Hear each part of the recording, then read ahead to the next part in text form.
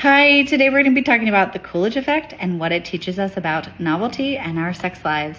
My name is Fran. I'm a sex counselor. I support men in getting more of what they want in the bedroom. We're going to be reading all about it from the book, Compulsive Sexual Behaviors. Let's dive right in.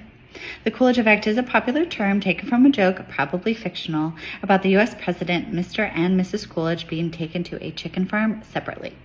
Mrs. Coolidge noticed how the rooster was vigorously sexually active and asked the farm guide to make sure that Mr. Coolidge took note of this behavior. When the guide talked to Mr. Coolidge about it, he said to the guide to make sure his wife took note that the rooster was sexually active with different hens.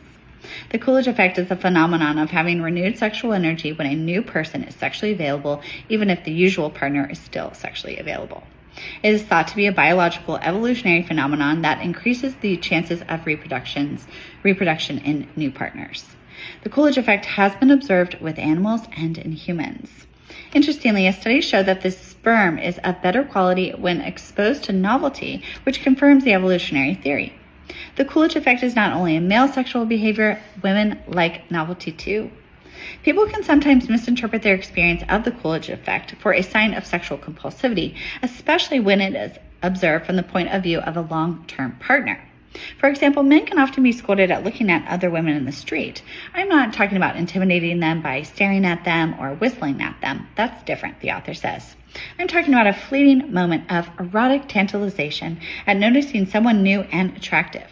If there has been a past of infidelity or a history of compulsive sexual behaviors, the Coolidge Effect might be perceived as dangerous, unwanted, and the gateway to more compulsivity. It's not always the case, though. In fact, the more one is prescribed not to look at attractive people, the more that person will become attractive and enticing themselves. The Coolidge Effect can also explain why pornography is so popular. If you want novelty, porn can certainly deliver. People in long-term relationships might actually benefit from watching pornography if both are into it. In the context of a relationship being hurt by sexual compulsivity, as in any other committed relationships, it is more useful, and this is a note to me, to help clients accept and manage the Coolidge Effect rather than ignoring it or criticizing it.